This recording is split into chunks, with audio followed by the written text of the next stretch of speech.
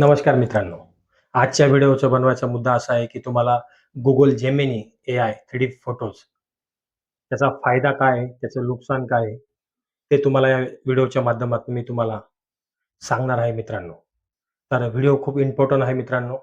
Video तुम्ही पूर्ण बघा आणि आवडल्यास लाईक आणि सबस्क्राईब करायला विसरू नका मित्रांनो. Point number 1, Google Gemini AI 3D photos. त्याचा फायदा काय आहे? त्याचा फायदा असा आहे मित्रांनो, तुम्ही जर Google Gemini 3D फोटोज आपल्या मोबाईलच्या ॲप्सद्वारे या वेबसाईटद्वारे तुम्ही तो फोटोज आपला जो पण फोटो असतो, तो तुम्ही Google Geminiला पाठवता, अपलोड करता. त्याच्यानंतर तुम्हाला Google Gemini खूप इंटरेस्टिंग आणि एक क्रेझी असा फोटो तुम्हाला Google Gemini तयार करून तुम्हाला पिक्चर तयार करून तुम्हाला देतं.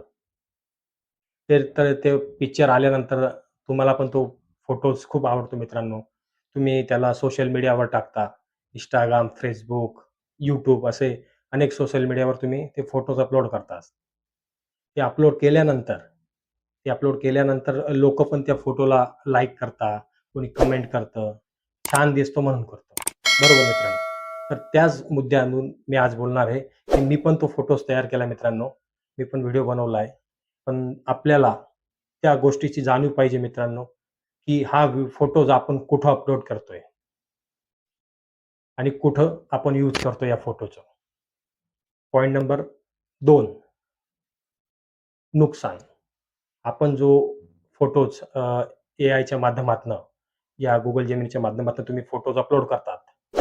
त्या फोटोला अपलोड करून तो फोटो तुम्हाला तर एआय फोटो क्रिएट करून एकदम क्रेझी असा फोटो तुम्हाला बनवून देतं. छान असा दिसणारा फोटो तुम्हाला बनवून देतं.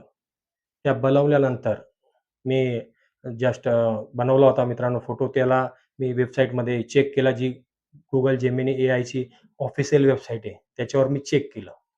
त्याच्यामध्ये मी पूर्ण खाली त्याच्यामध्ये जाऊन मी वेबसाईटमध्ये जाऊन मी पाहिलं. त्याच्यात मला एक टिप्स दिसली, पॉइंट दिसला. त्याच्यात Google Gemini एआयने असं म्हटलंय, की तुम्ही तुमचा एआयचा फोटोज तुम्ही Google Geminiला अपलोड करताय, तो डाटा एआय सेव्ह करून ठेवतोय मित्रांनो. तर सेव्ह करून ठेवतोय, तो सेव्ह झाल्यानंतर मित्रांनो, त्याने असं म्हटलं, की भविष्यात जर आम्हाला गरज पडली, की तुमचा फोटो आम्ही ट्रेनिंग म्हणून यूज करू शकतो मित्रांनो. ट्रेनिंग म्हणजे काय मित्रांनो? ट्रेनिंग म्हणजे Google एआयला जो पण फोटो तुमचा आवडला, जो फिक्स आवडला, पर्सनल फोटो, प्रायव्हेट फोटो, त्या फोटोला त्यांना जसं काही मॉडिफिकेशन करायचंय, जसं तुमचा आता नवीन फोटो मॉडिफिकेशन होऊन येतो, तसं त्यांना पण जसा काही मॉडिफिकेशन करायचं आहे, अश्लील फोटो बनवायचे आहेत, ते सुद्धा ते एआय करू शकतं मित्रांनो. त्यामुळे तुम्ही सायबर क्राईमचे शिकार होऊ नका मित्रांनो. आपल्या माता-भगिनींना पण जे कोणी व्हिडिओ पाहत असतील, त्यांना पण एक विनंती आहे, की सायबर क्राईम त्याचा शिकार तुम्ही भविष्यात होऊ शकता. आणि असं मी नाही म्हणत मित्रांनो. भरपूर न्यूज चॅनलवाले, इंटरनॅशनल जे न्यूज चॅनल ते पण वारंवार सांगताय, की तिथं तुम्हाला त्यांनी स्पष्टपणे लिहिलं आहे. मी तुम्हाला दाखवतो पण आहे, की तुम्ही भविष्यात तुमचा फोटो आम्ही ट्रेनिंगसाठी यूज करू शकतो.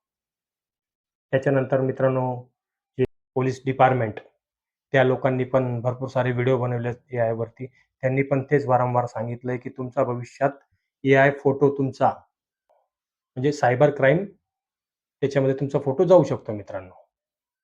तर माझ्या माता-भगिनींना एकच विनंती आहे, personal photo, groups photo, families photos हे असे करून तुम्ही एआयवर बनवू नका मित्रांनो.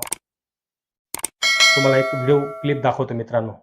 10-15 सेकंदाची ती पहा तुम्ही. क्लिप यह वीडियो मेरी माताओं और बहनों के लिए है। अगर आप भी इस स्टाइल में फोटो एडिट कर रही हैं जो स्क्रीन पर दिख रही है, तो सतर्क हो जाइए, सावधान हो जाइए। जब आप अपनी फोटो को किसी भी एआई टूल से एडिट करती हैं, वह आपकी तस्वीर और पर्सनल डाटा को अपने पास सुरक्षित रख लेता है और यह बात उसने अपनी पॉलिसी में साफ साफ लिख रखी है कि आपकी फोटो को ट्रेनिंग के लिए इस्तेमाल किया जा सकता है।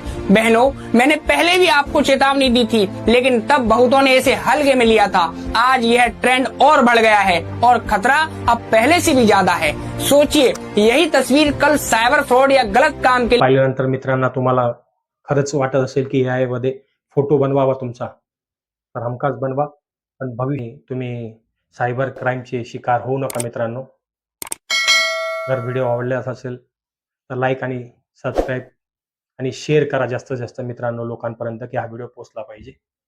धन्यवाद.